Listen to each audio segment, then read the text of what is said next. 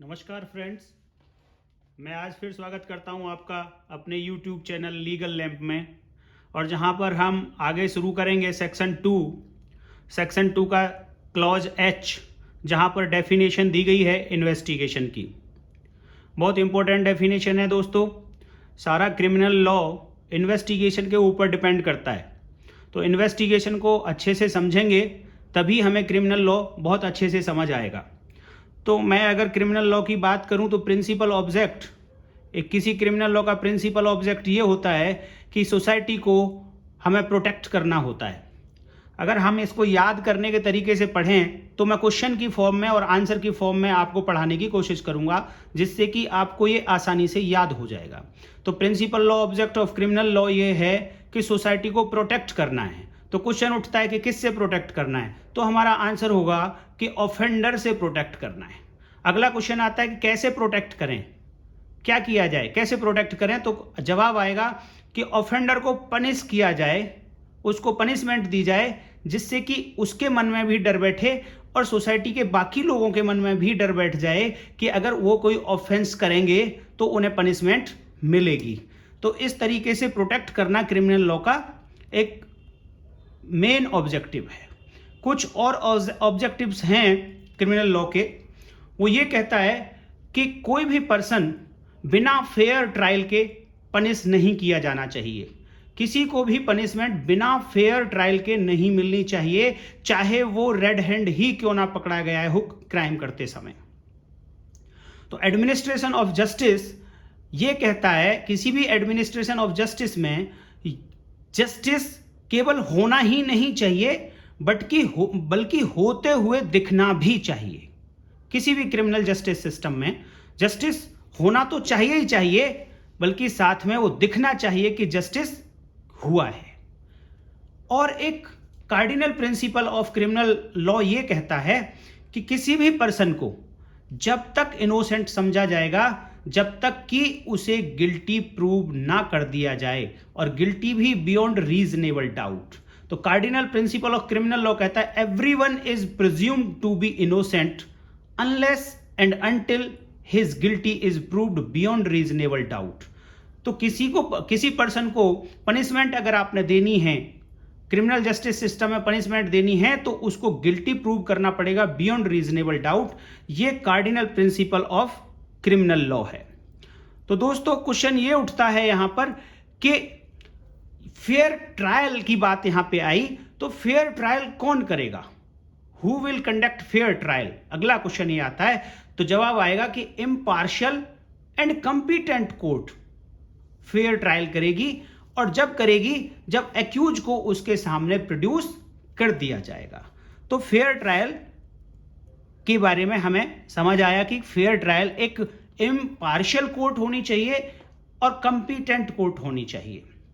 तो अब क्वेश्चन ये उठता है कि कोर्ट अगर ट्रायल करेगी तो कोर्ट के सामने एक्यूज पर्सन को लाया जाएगा और एविडेंसेस के साथ लाया जाएगा, जिससे कि कोर्ट ये डिसाइड कर सके कि ये पर्सन गिल्टी है या इनोसेंट है।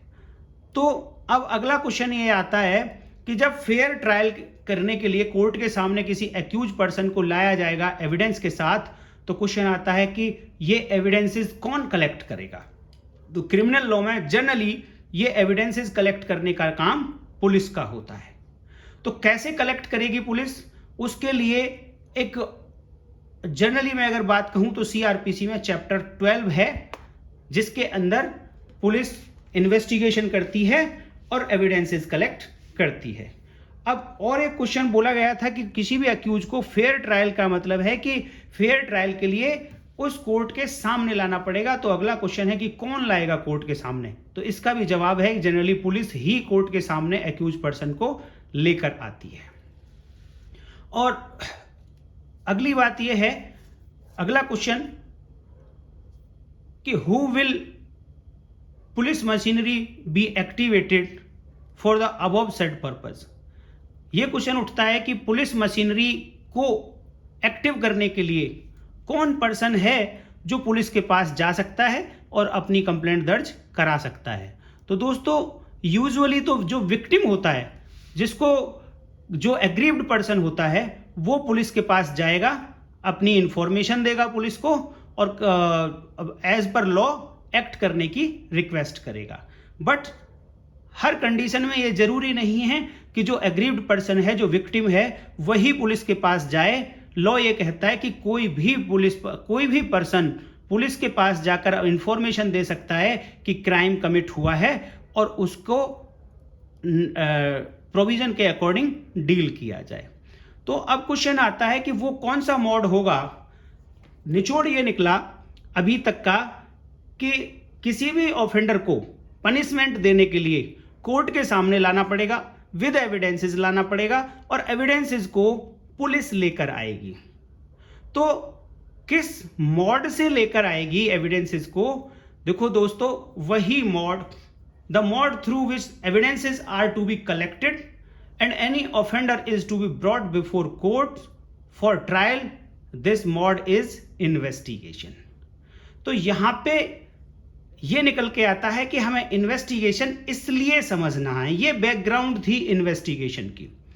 तो इन्वेस्टिगेशन को समझने के लिए उसकी डेफिनेशन सीआरपीसी में दी गई है दोस्तों, सेक्शन 2 क्लॉज एच में, सीआरपीसी 1973। वो डेफिनेशन, बेयर एक्ट की डेफिनेशन क्या कहती है, मैंने यहां पे थोड़ा कलर किया हुआ है और बेयर एक्ट की डेफिनेशन को यहां पे मैंने लिखा हुआ है। इन दिस कोड मींस दोस्तों, सीआरपीसी में इन्वेस्टिगेशन वर्ड की जो डेफिनेशन दी गई है वो सीआरपीसी के लिए ही एप्लीकेबल है। लिखा है in this code unless the context otherwise requires, investigation includes all the proceedings under this code for the collection of evidence conducted by a police officer or by any person other than a magistrate who is authorized by a magistrate in this behalf। जब ये लंबी सी definition आप पढ़ेंगे तो कहीं confusion आ जाते हैं दोस्तों, तो इसीलिए मैंने इसमें जो मेन वर्ड्स हैं उनको कलर दिया है और आगे मैं उसको ब्रेक करके इस डेफिनेशन को कंप्लीट करूंगा। तो वो जो ब्रेकअप आएगा उस पर आपने ध्यान देना है।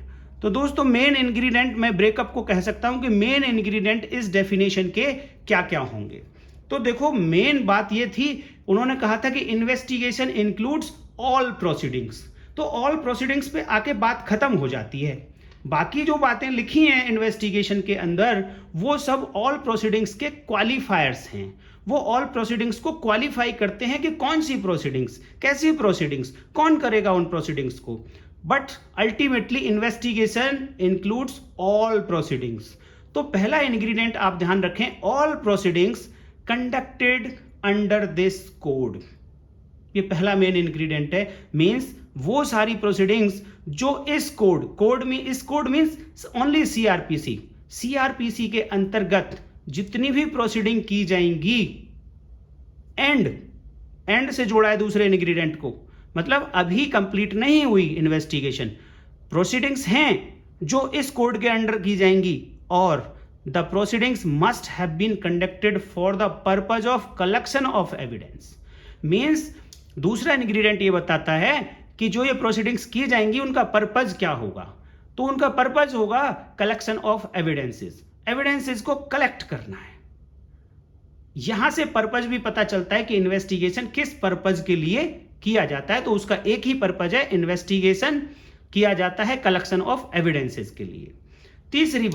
तीसरा इंग्रेडिएंट, पहला इंग्रेडिएंट दोस्तों, all proceedings conducted under this code and these proceedings must have been conducted for the purpose of collection of evidences. And third one, the proceedings must have been conducted by, number 1, either police officer, या तो police officer ने वो conduct की हो, और by any other person duly authorised by magistrate for the same purpose. तो यहां पे कौन कंडक्ट करेगा इन प्रोसीडिंग्स को, जो ऊपर ऑल प्रोसीडिंग्स लिखी गई थी उनको कौन कंडक्ट करेगा? नंबर 1, या तो पुलिस ऑफिसर करेगा या फिर दूसरा कोई भी पर्सन होगा जो ड्यूली ऑथराइज्ड होगा मजिस्ट्रेट के द्वारा इस पर्पज के लिए मतलब कलेक्शन ऑफ एविडेंसेस के लिए। तो ये मेन इंग्रेडिएंट मैंने यहां पे ब्रेक करके कोशिश की है समझाने की। तो ऑल प्रोसीडिंग्स जो इस कोड के अंडर की जाएंगी, वो proceedings for the purpose of collection of evidence होनी चाहिए, और वो प्रोसीडिंग्स या तो पुलिस ऑफिसर द्वारा कंडक्ट की गई हो या फिर ऐसे पर्सन के द्वारा कंडक्ट की गई हो जिसको ये इन्वेस्टिगेशन करने के लिए मजिस्ट्रेट ने ऑथराइज किया हो। तो ये मेन इंग्रेडिएंट हुए दोस्तों इन्वेस्टिगेशन की डेफिनेशन के। अगर इतनी बात आप समझ जाते हैं तो बेसिक इन्वेस्टिगेशन की डेफिनेशन आपको समझ आ गई होगी। बट दोस्तों केवल इतने समझने मात्र से काम नहीं चलता है।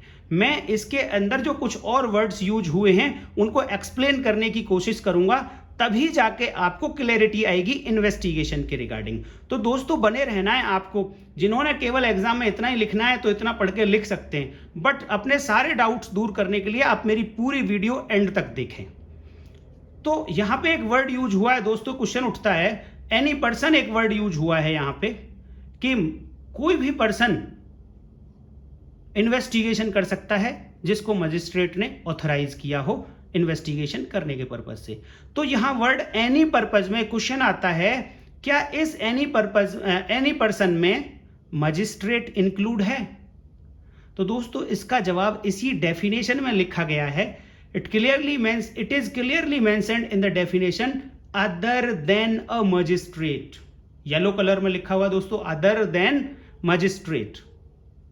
इसका मतलब वो पर्सन जो पुलिस से अलग है और इन्वेस्टिगेशन करेगा वो मजिस्ट्रेट नहीं हो सकता, वो कोई और पर्सन होना चाहिए, मजिस्ट्रेट नहीं होना चाहिए। इसको और अगर आपने जानना है तो सेक्शन 202 सीआरपीसी देख लें दोस्तों, और उसकी सब सेक्शन 3 देखें 202 सीआरपीसी की, जहां पे लिखा गया है कि मजिस्ट्रेट ऑथराइज कर सकता है किसी पर्सन को, वो ही एनी पर्सन है यहां पे, ऑथराइज कर सकता है इन्वेस्टिगेशन करने के लिए। और जब कोई मजिस्ट्रेट किसी पर्सन को इन्वेस्टिगेशन करने के लिए ऑथराइज कर देगा तो दोस्तों उसके पास एसएचओ स्टेशन हाउस ऑफिसर की सारी पावर आ जाएंगी इन्वेस्टिगेशन करने के लिए। बट एक पावर नहीं आएगी और वो पावर है अरेस्ट की। तो अगर किसी को ऑथराइज कर दिया किसी पर्सन को मजिस्ट्रेट ने कि आप इन्वेस्टिगेशन करो, तो वो विदाउट ऑर्डर ऑफ मजिस्ट्रेट किसी पर्सन को अरेस्ट नहीं कर सकता। अदरवाइज बाकी जो इन्वेस्टिगेशन के लिए पावर किसी एक स्टेशन हाउस ऑफिसर के पास होती हैं वो सभी पावर उसके पास भी होंगी। अब क्वेश्चन एक और उठता है दोस्तों कि यहां पे वर्ड यूज हुआ है अदर देन मजिस्ट्रेट। तो इससे पहली वीडियो में मैंने दोस्तों यही समझाया था कि मजिस्ट्रेट क्या होते हैं, कोर्ट्स क्या होती हैं, कोर्ट्स में क्या क्या इंक्लूड्स होते हैं, क्या जो कोर्ट में इंक्लूड्स होते हैं वो सभी मजिस्ट्रेट में हैं, क्या मजिस्ट्रेट कोर्ट में इंक्लूड हैं। इसको जानने के लिए आप मेरी पहली वीडियो पे जाएं, वहां पे जाकर देखें, मजिस्ट्रेट और कोर्ट को समझ लें। उसका एक क्रक्स मैं यहां पे लिख रहा हूं, जो क्वेश्चन रेलेवेंट क्वेश्चन यहां पे बनता है दोस्तों। वर्ड यूज हुआ है यहां पे मजिस्ट्रेट को एक्सक्लूड किया गया है इन्वेस्टिगेशन करने से। तो आप देखिए क्या यहां पे एक सेशन जज इन्वेस्टिगेशन कर सकते हैं, एडिशनल सेशन जज इन्वेस्टिगेशन कर सकते हैं, असिस्टेंट सेशन जज इन्वेस्टिगेशन कर सकते हैं क्या? यह क्वेश्चन उठता है क्योंकि एक्सक्लूड तो केवल और केवल मजिस्ट्रेट को किया गया है और मजिस्ट्रेट से अलग होते हैं ये लोग। सेशन जज, एडिशनल सेशन जज, असिस्टेंट सेशन जज, ये सब मजिस्ट्रेट से अलग होते हैं। तो क्या ये इन्वेस्टिगेशन कर सकते हैं? इनको एक्सक्लूड क्यों नहीं किया गया इन्वेस्टिगेशन की डेफिनेशन में? तो दोस्तों इसका जवाब है, आप बेशक वीडियो पॉज करें, खुद सोचें क्या जवाब आना चाहिए। मैं जवाब देता हूं कि इसका जवाब है कि ये लोग भी इन्वेस्टिगेशन नहीं कर सकते। इसके पीछे रीजनिंग क्या है दोस्तों? इसके पीछे की रीजनिंग ये है कि ये जो सेशन जज होते हैं, असिस्टेंट सेशन जज होते हैं और एडिशनल सेशन जज होते हैं, ये सीनियर होते हैं किसी भी मजिस्ट्रेट के। तो कभी भी एक जूनियर ऑफिसर सीनियर ऑफिसर को ऑथराइज नहीं कर सकता।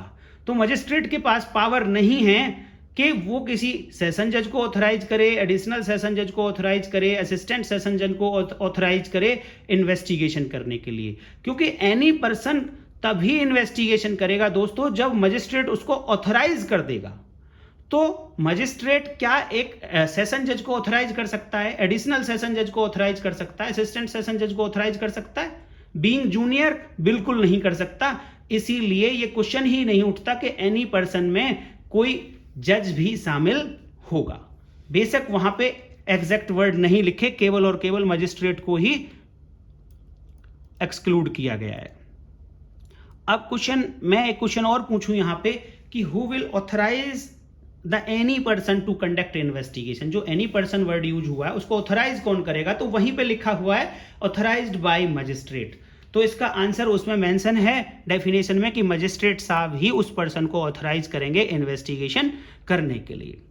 अब अगला क्वेश्चन एक और उठता है यहीं पे, जब आप बेयर एक्ट की लैंग्वेज पढ़ेंगे तो पहले लिखा गया है conducted by police officer, all proceedings conducted by police officer और any person authorized by magistrate. तो क्या ये ऑथराइज्ड बाय मजिस्ट्रेट दोनों के लिए यूज होगा, पुलिस के लिए और एनी पर्सन के लिए? क्या पुलिस को भी ऑथराइजेशन चाहिए इन्वेस्टिगेशन करने के लिए जिस तरीके से एनी पर्सन को ऑथराइजेशन की आवश्यकता है? तो जवाब आएगा इसका दोस्तों नहीं। पुलिस ऑफिसर को इन्वेस्टिगेशन करने के लिए मजिस्ट्रेट साहब से कोई ऑथराइजेशन नहीं चाहिए। तो ऑथराइज्ड बाय मजिस्ट्रेट जो फ्रेज है, जो एक्सप्रेशंस हैं, ये केवल और केवल एनी पर्सन के लिए यूज होंगे, पुलिस ऑफिसर के लिए यूज नहीं होंगे। अब इसको सपोर्ट कहां से मिलती है दोस्तों? इस आंसर को सपोर्ट मिलेगी आप sub section 1 of section 156 CrPC देखें। सब सेक्शन 1 सेक्शन 156 सीआरपीसी देखेंगे तो वो वहां शुरुआत वर्ड्स यूज हो रहे हैं उसके देखें, any officer in charge of police station में without the order of a magistrate investigate any cognizable cases. तो 156 सीआरपीसी की सबसेक्शन 1 हमारे आंसर को सपोर्ट करती है और वहां पे लिखा हुआ है कि police officer in charge of police station investigation कर सकता है किसी कॉग्निजेबल केस में without order of any magistrate. तो अब एक और क्वेश्चन यहीं से बनता है दोस्तों, वर्ड यूज हुआ है 156(3) में एनी कॉग्निजेबल केस। तो क्या नॉन कॉग्निजेबल केस में पुलिस ऑफिसर इन्वेस्टिगेशन नहीं कर सकता? तो दोस्तों जवाब है बिल्कुल ठीक बात है कि police officer non cognizable case में इन्वेस्टिगेशन नहीं कर सकता। तो सभी टाइप के केसेस में पुलिस ऑफिसर ऑथराइज्ड नहीं है बिना मजिस्ट्रेट के ऑर्डर के इन्वेस्टिगेशन शुरू करने के लिए। केवल और केवल कॉग्निजेबल केसेस में ही वो ऑथराइज किया गया है 156 सबसेक्शन 1 सीआरपीसी के द्वारा कि बिना मजिस्ट्रेट के ऑर्डर के वो इन्वेस्टिगेशन कर सकता है केवल और केवल कॉग्निजेबल केसेस में। अब क्वेश्चन उठता है दोस्तों कि कोई केस ऐसा है जिसके अंतर्गत एक सेक्शन बेलेबल, एक सेक्शन कॉग्निजेबल है और एक सेक्शन नॉन कॉग्निजेबल है। तो क्या ऐसे मैटर में पुलिस ऑफिसर केवल और केवल कॉग्निजेबल ऑफेंस से रिलेटेड इन्वेस्टिगेशन करेगा, नॉन कॉग्निजेबल ऑफेंस से रिलेटेड इन्वेस्टिगेशन नहीं करेगा, जैसा कि अभी ऊपर बताया गया?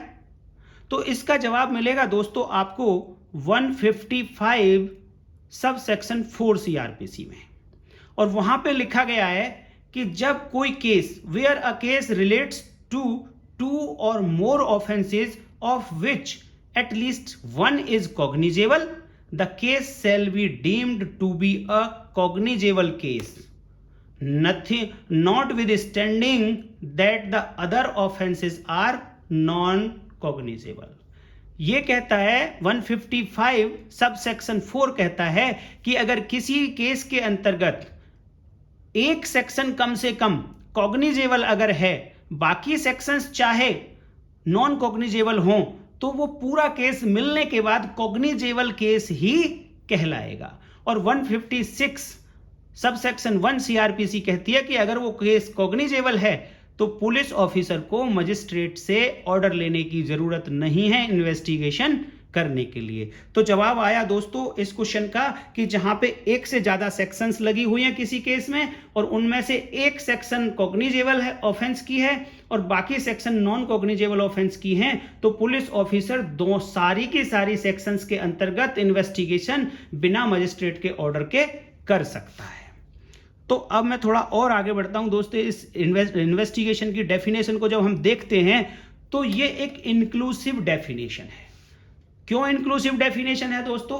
क्योंकि जब वर्ड्स हम देखते हैं कैसे शुरू होता है, इन्वेस्टिगेशन इंक्लूड्स ऑल प्रोसीडिंग्स, तो जो वर्ड इंक्लूड्स यूज हुआ है उसके कारण ये डेफिनेशन इंक्लूसिव डेफिनेशन में आती है।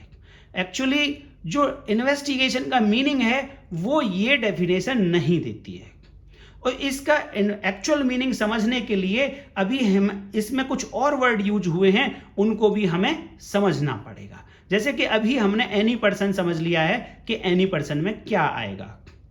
अब और वर्ड जो यूज हुए हैं उनको आगे बढ़ते हैं। तो इसमें पहला वर्ड यूज हुआ है, देखो दोस्तों, all proceedings conducted for the purpose of collection of evidence. तो ऑल प्रोसीडिंग्स एक वर्ड यहां पे समझने लायक है और एक एविडेंस, कलेक्शन ऑफ एविडेंस, ये भी एक समझने लायक है। तो पहले हम एविडेंस को समझ लेते हैं कि व्हाट इज एविडेंस। तो दोस्तों मैं आपको बता दूं सीआरपीसी में एविडेंस की डेफिनेशन नहीं दी गई है। एविडेंस को अगर आपको समझना है तो इंडियन एविडेंस एक्ट 1872 की सेक्शन 3 में जाएंगे और वहां पे एविडेंस की डेफिनेशन दी गई है।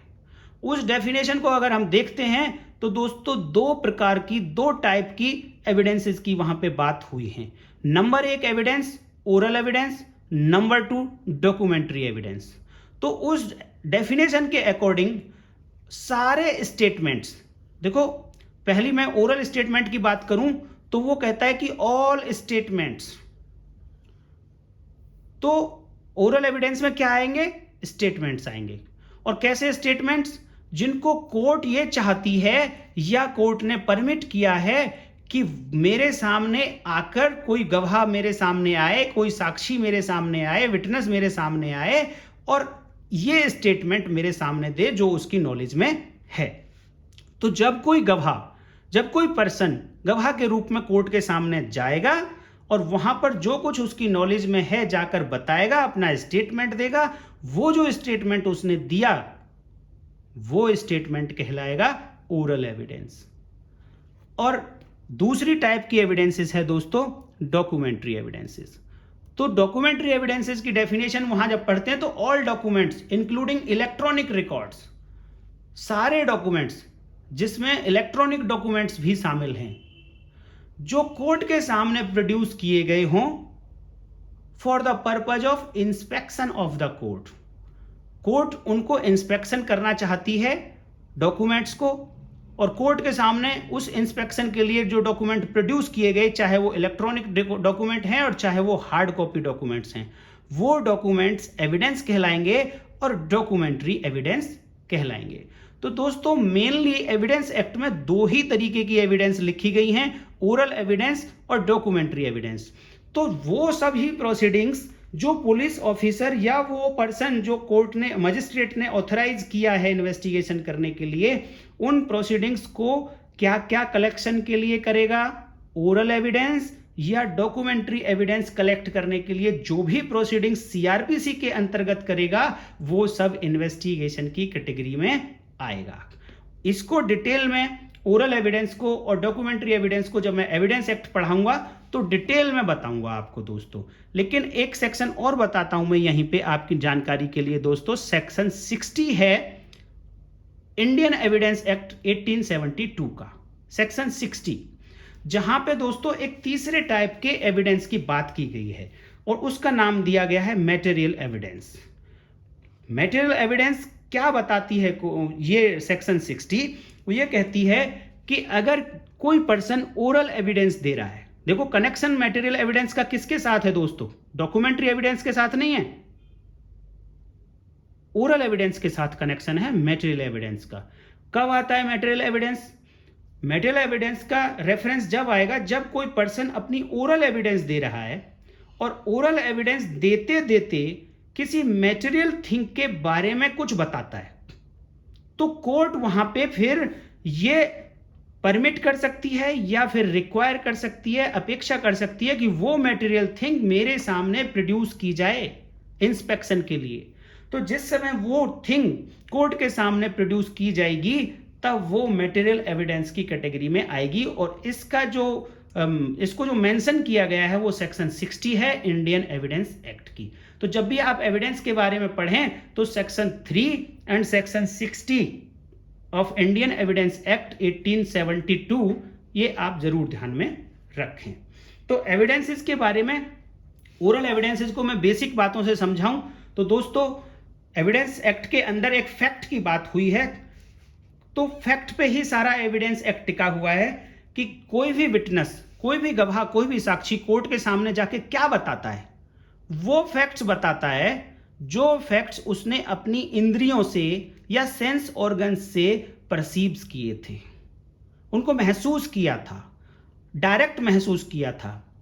मान लो कोई आवाज हुई थी तो जिस व्यक्ति ने वो आवाज सुनी वही व्यक्ति कोर्ट के सामने जाएगा और जाके बोलेगा कि जी मैंने वहां पे ये आवाज सुनी थी।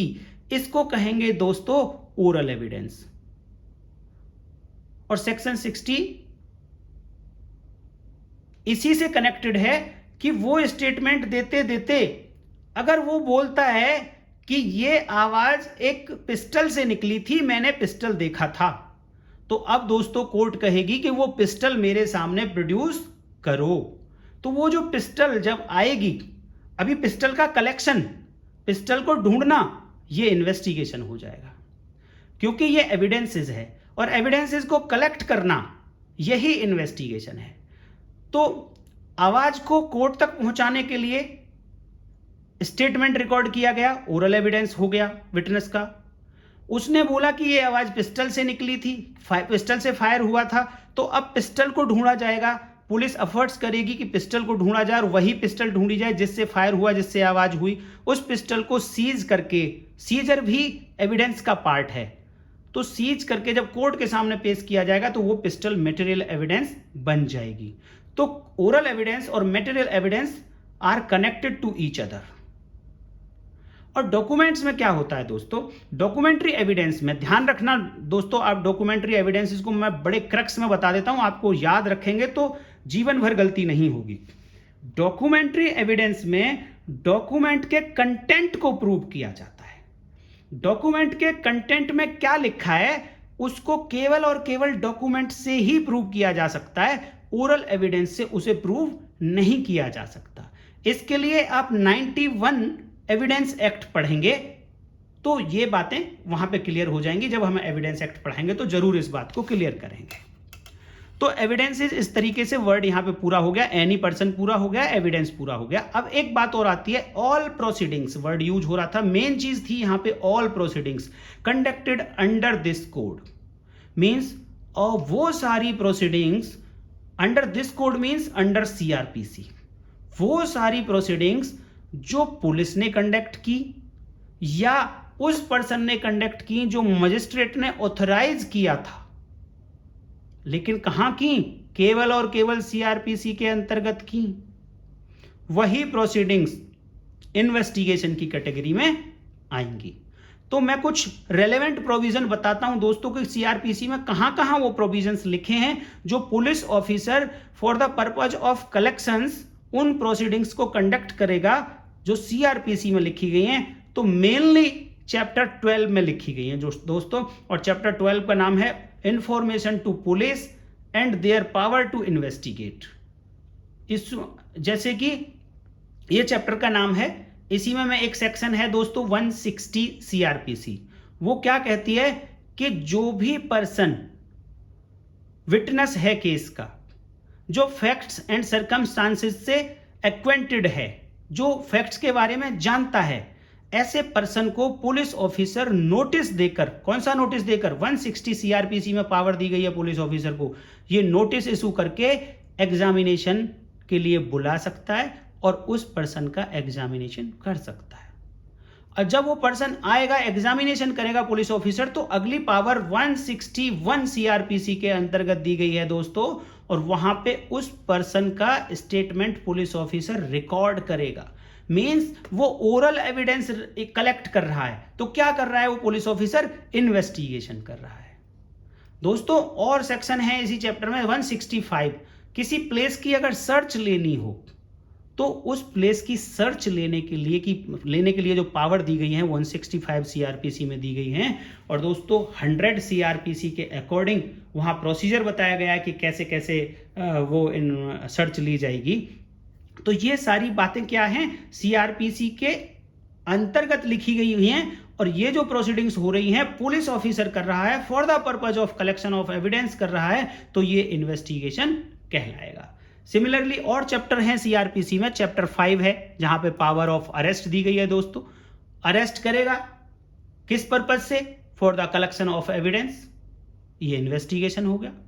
कुछ और प्रोविजन है दोस्तों, चैप्टर 6 है जहां पे प्रोसेस टू कंपेल अपीयरेंस, जैसे कि कोई वारंट को एग्जीक्यूट करना है, पुलिस ऑफिसर वारंट को एग्जीक्यूट करेगा या 82, 83 की प्रोसेस को कंप्लीट करेगा, वो सब for the purpose of collection of evidences हैं। ये सारी प्रोसीडिंग्स, जैसे चैप्टर 7 हो गया, वहां पे 91 का नोटिस इशू करता है एक पुलिस ऑफिसर कोई भी थिंग्स को प्रोड्यूस कराने के लिए। जो थिंग्स किसी केस में रिलेटेड है, उस थिंग्स को प्रोड्यूस कराने के लिए पुलिस ऑफिसर 91 का नोटिस देता है, 91 सीआरपीसी का नोटिस इशू करेगा उस पर्सन को जिस पर्सन के कब्जे में कोई वो वस्तु है, और कहेगा कि आप वो वस्तु मेरे सामने प्रोड्यूस कर दो। तो ये जो पावर्स मिली हुई हैं, ये सब किस लिए मिली हुई हैं? For the purpose of collection of evidences. Section 100 में, 100 सीआरपीसी में सर्च के प्रोविजन बताए गए कि आप सर्च करेंगे अगर एविडेंस कलेक्ट करने के लिए तो क्या प्रोसेस फॉलो। अभी 102 सीआरपीसी है, उसके अंतर्गत ये बताया गया है कि पुलिस ऑफिसर उस प्रॉपर्टी को सीज कर सकता है जो स्टोलन प्रॉपर्टी है, या फिर उस प्रॉपर्टी को भी सीज कर सकता है जिसके बारे में उसको रीजनेबल डाउट है कि उस पे कोई ऑफेंस हुआ है। तो ऐसी प्रॉपर्टी को सीज करने की पावर कहां से मिलती है दोस्तों? 102 सीआरपीसी से मिलती है। तो इस तरीके से ये जो प्रोविजंस यहां पे लिखे गए हैं, इनके अंतर्गत जो प्रोसीडिंग्स करता है पुलिस ऑफिसर या वो पर्सन जो मजिस्ट्रेट ने ऑथराइज किया है इन्वेस्टिगेशन करने के लिए, तो ये सारी प्रोसीडिंग्स ही इन्वेस्टिगेशन कहलाती हैं दोस्तों। जैसे कि यहां पे एक और चैप्टर है, chapter 11, preventive action of police, 151 CrPC, यहां पे भी कुछ प्रोसीडिंग्स करता है पुलिस ऑफिसर, तो वो भी इन्वेस्टिगेशन की कैटेगरी में आ जाएगा। अब क्वेश्चन आता है दोस्तों, पीछे आ चुकी हैं वैसे तो ये बातें, मैं फिर भी ये पूछ लेता हूं, तो who can conduct these proceedings? Question अगर आ जाए कि ये जो प्रोसीडिंग्स हैं जो इन्वेस्टिगेशन कहलाता है वो उसको कौन कौन कर सकता है, तो नंबर 1 जवाब होगा कि पुलिस ऑफिसर कर सकता है without any authorisation of magistrate, और कोई और पर्सन जो मजिस्ट्रेट नहीं होना चाहिए लेकिन मजिस्ट्रेट के द्वारा ऑथराइज होना चाहिए, वो पर्सन भी अगर इन प्रोसीडिंग्स को करेगा तो वो भी इन्वेस्टिगेशन कहलाएगा। दूसरा दोस्तों, ऑथराइजेशन क्या होता है? लास्ट क्वेश्चन ये है कि मजिस्ट्रेट साहब एक रिटन ऑर्डर पास करेंगे किसी भी पर्सन को ऑथराइज करने के लिए कि आप इन्वेस्टिगेशन करने के लिए ऑथराइज हैं। तो दोस्तों ये हुआ सब कुछ इन्वेस्टिगेशन की डेफिनेशन के बारे में। उम्मीद करता हूं कि आपको समझ आ गया होगा, और अगर आपको वीडियो अच्छी लगी तो दोस्तों लाइक कर दीजिए। अगर आपके कोई डाउट्स हैं तो उसको कमेंट सेक्शन में कमेंट लिख दीजिए, मैं जवाब दे दूंगा, और दोस्तों के साथ शेयर कर दीजिए, और दोस्तों मेरे चैनल को